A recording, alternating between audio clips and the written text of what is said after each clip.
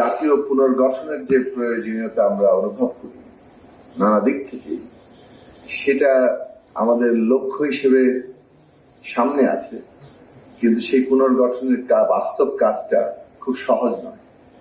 এর সাথে রাষ্ট্র ব্যবস্থার পুনর্গঠনের যেমন বড় ব্যাপার আছে, অর্থনৈতিক ব্যবস্থার পুনর্গঠনের ব্যাপার আছে, দেশের সাংস্কৃতিক ব্যবস্থার পুনর্গঠনের ব্যাপার আছে। প্রথম জায়গা হচ্ছে পুনর্গঠনের জন্য প্রাতিষ্ঠানিক যে আয়োজন, সেই আয়োজনটা খুব জরুরি। প্রতিষ্ঠানগুলো পুনর্গঠনের উপযোগী না।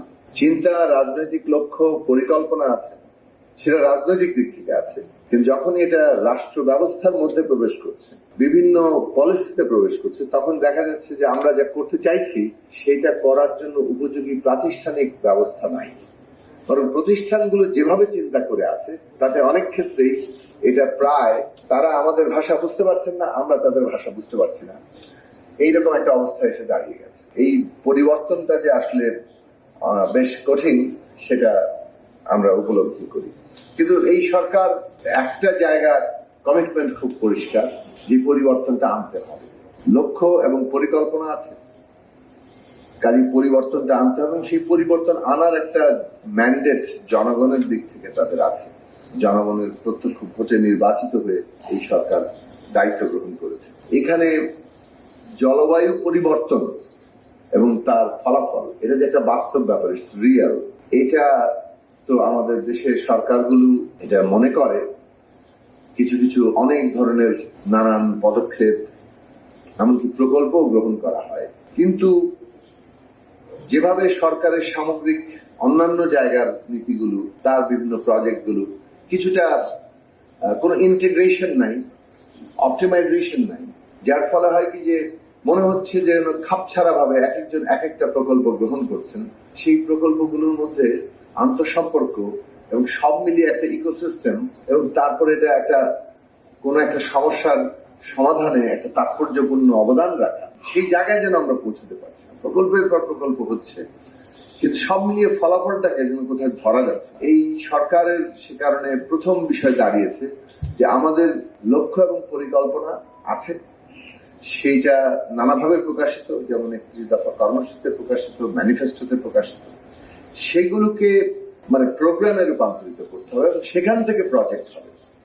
প্রজেক্টে ডিরেক্ট যাওয়ার অর্থ হচ্ছে আবারও ওই প্রোগ্রামের মধ্যে দিয়ে একটা অনেকগুলো প্রজেক্টের চিন্তা করতে হবে, যেটার মধ্যে একটা ইকোসিস্টেম ডেভেলপ করবে, এবং সেইটার মধ্যে দিয়ে বোঝা যাবে এই সমস্যাটা আমরা সমাধান করতে পারি। ফলে বিভিন্ন মন্ত্রণালয় তারা বিভিন্ন পরিকল্পনা দিচ্ছেন, প্রকল্প গ্রহণ করছেন, কিন্তু সেইগুলো যাতে একসাথে ইন্টিগ্রেটেড হয় তার জন্য পরিকল্পনা মন্ত্রণালয় না এই সমন্বয় করার চেষ্টা করছে, এবং সেটা এই সরকারের মাননীয় প্রধানমন্ত্রীর নেতৃত্বে একটা গুরুত্বপূর্ণ নির্দেশনা বলা চলে, কিংবা একটা ডিরেকশন সেট হয়েছে। সমস্যাগুলোকে এখন অ্যাড্রেস করার সুযোগ বৃদ্ধি পেয়েছে, সেটা নিয়ে চিন্তা করার জায়গা তৈরি হয়েছে, এবং সমাধান সত্যিকার অর্থে কি হবে সেইগুলো ইন্টিগ্রেটেড হইতে ভাবারও সুযোগ আগের চাইতে বেশি তৈরি হয়েছে বলে মনে হচ্ছে।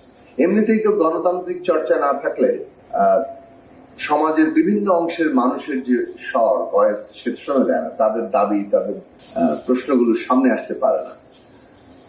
মূল রাজনৈতিক প্রশ্ন এত তীব্র থাকে, অন্যান্য প্রশ্নগুলো মনে হয় যে আগে এটা সমাধান হোক, তারপর ওগুলো দেখা যাবে।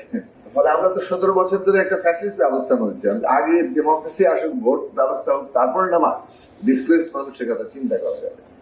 এইরকম একটা ব্যাপার সব জায়গাতেই কাজ করে। এখন সমাজে গণতান্ত্রিক চর্চার সুবিধা এই যে প্রত্যেকটা অংশের মানুষের দাবিটা সামনে আসে, এবং সামনে আসছে, এবং সেই আশাটাকে গুরুত্ব দেওয়া কিংবা সেগুলোর সমাধানের জন্য একটা ইন্টিগ্রেটেড মানে একটা পরিকল্পনা করা, বাস্তবায়ন করা, সেটা এখন এই সরকারের সাফল্য অথবা ব্যর্থতার মাপকাঠিতে পরিণত।